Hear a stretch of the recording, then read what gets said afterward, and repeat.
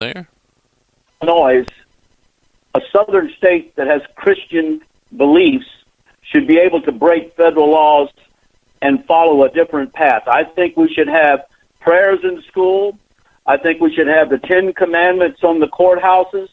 I believe that Mississippi should be the sword, the lead point of the sword of winning back our Christian beliefs.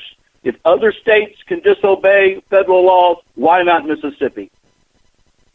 Absolutely. And I agree with you there. And those are some valid points that you bring up. And so thank you for being here. And we're going to have more questions next week for you to answer along the campaign trail. So how's your Saturday looking up? Do you have a busy one planned? Yeah, I'm going to be up in Tupelo, Mississippi at the Armory on the 13th. Or I think that's on the 15th, but we have things planned on the 13th, 14th, and 15th up in Tupelo. And I think we have, I'm just looking at, Tupelo, and it's going to be at the festival over there, and we're going to have the television station over there interviewing us from the Tupelo station at the Armory. So we'll be up there all next weekend, and we're going to be in Jackson Monday and Greenville Wednesday, and 2 or 3 talk shows up in the Jackson area. So we're going all over the place. Well, all right. Well, make sure you got plenty of caffeine on those trips, and some nuts or Snicker bar. Yeah, I'm hoping I don't gain 400 pounds for driving all over the state. I've been going. It's about my fourth trip around the state. But thank you, John, and I appreciate everybody listening to me. I appreciate everybody. All right. Well, we appreciate you taking out time of your busy day. So thank you, and we'll talk to you next week. Bye-bye. Bye-bye.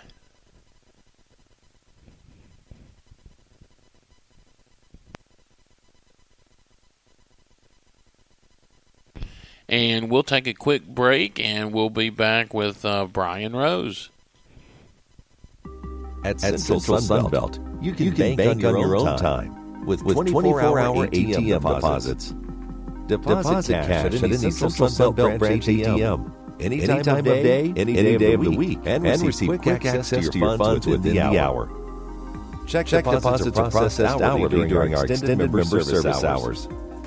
Try today by selecting Mixed Media Deposit at your local Central Sunbelt ATM. Some limitations apply. For more information, visit sunbeltfcu.org.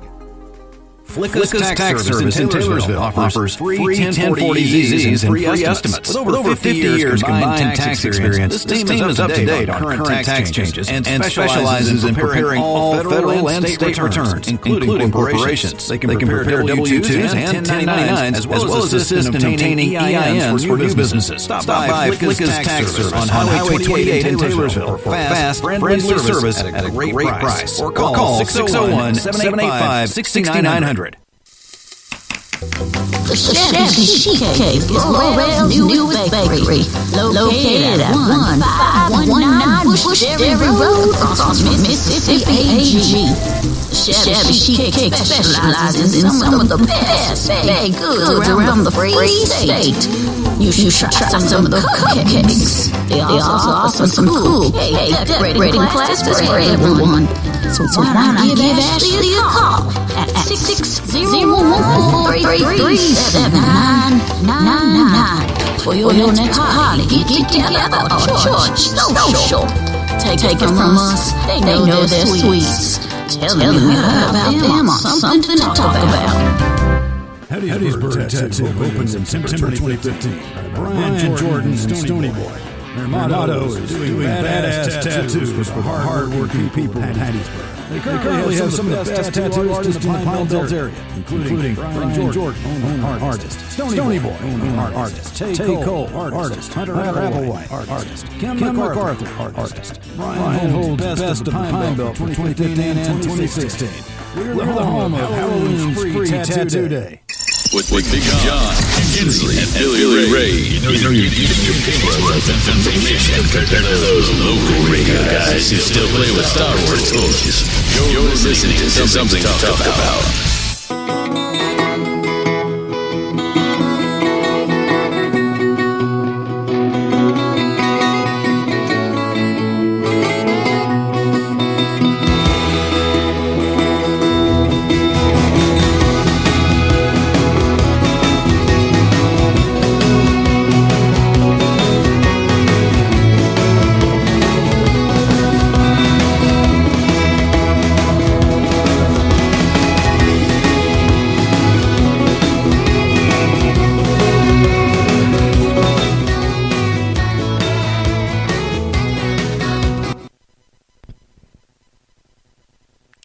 And welcome back, everybody. We're on the line. We're trying to get a hold of Brian Rose, and that's him as we speak.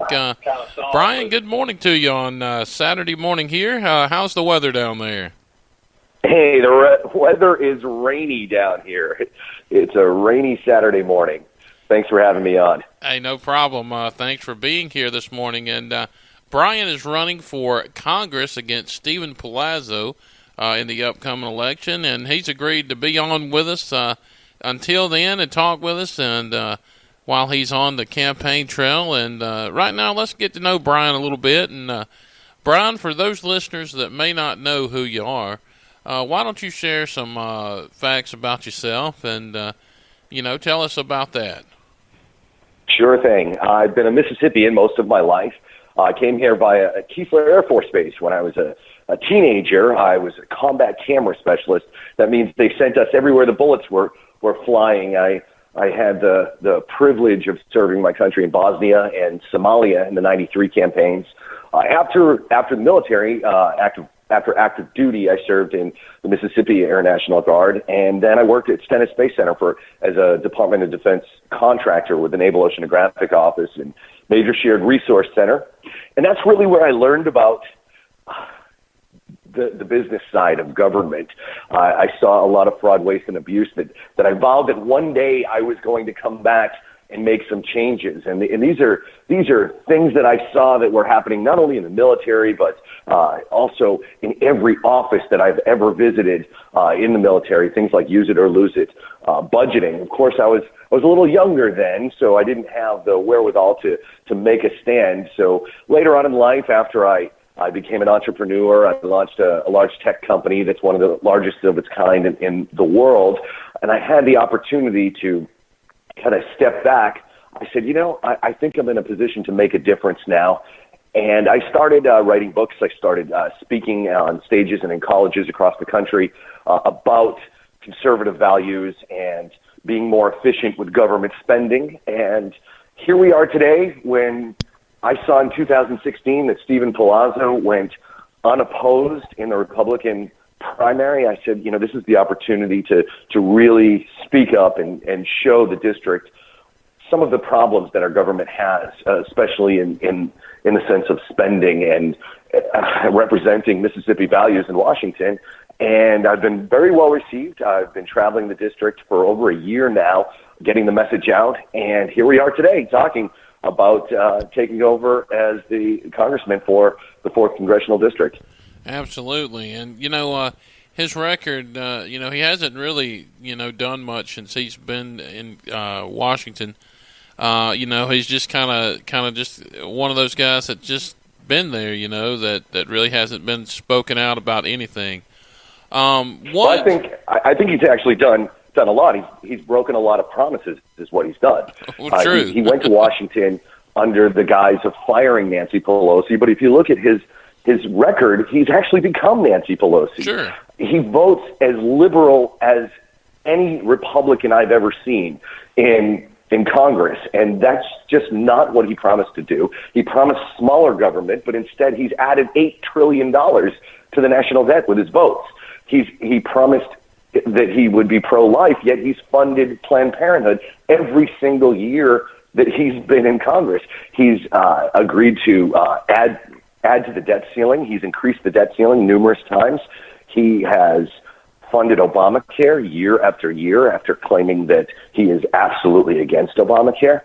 And these are problems. When you promise the citizens and the voters one thing and you do the exact opposite, that's a serious problem. Absolutely.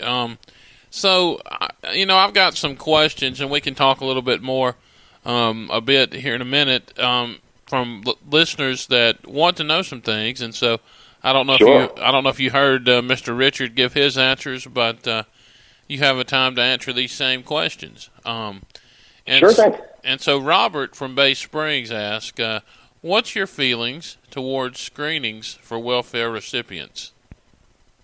Well, I think we're in a situation right now in this country where welfare is actually being used as a lifestyle rather than what it was designed for, which was a safety net to get people out of a rut after losing a job or get them out of a bad situation and get them into a better situation. Rather than using welfare as a safety net, welfare has become a lifestyle for many people. And I think that we need to stop focusing on how to keep people on welfare and how to keep people on the government seat, if you will, and get them back to work by focusing on creating jobs so that there are less and less people on welfare, rather than focusing our attention on how to service the people that are currently on welfare. Now, as far as drug screenings go, I think if somebody is on welfare for a certain amount of time and isn't showing that they're out there getting jobs or looking for jobs, then I'm absolutely for screen testing, drug testing, long-term welfare recipients. I mean, first of all, I don't believe in long-term welfare, but that's the situation we're in right now. So if you're going to go over a certain amount of time, then yes, I'm all for it. But personally, I'd like to see our government focus on getting these people off of welfare and back to working rather than focusing on how we're going to service people on long-term welfare. Okay, very good. Gloria from Petal asked, "My grandfather served in World War II. How do you plan on remembering our veterans that have served overseas in the past, in the present, and in the future?" Well, this is definitely a topic that is near and dear to me, having been a combat veteran myself that has served overseas. I think that, people always, and I'm going to switch gears for just a second, people always ask, how does the national debt affect normal people? Well, the more we owe to the national debt, the less we're able to give back to our veterans, things that were promised to them. And that's a huge problem. By 2026, our national debt is going to, just the service of the national debt is going to cost us more than what it costs to fund the entire military in a year. And that's a serious problem because we're having to cut back on the benefits that we promised to veterans.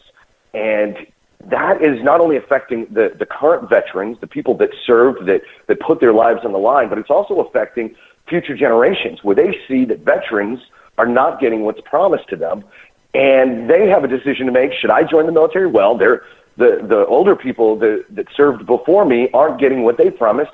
What makes me think that they'll give me what I promised? And that's going to be a problem for recruiting new troops. And the lifeblood of this country is our military. We don't exist without our military, without our young men defending our country.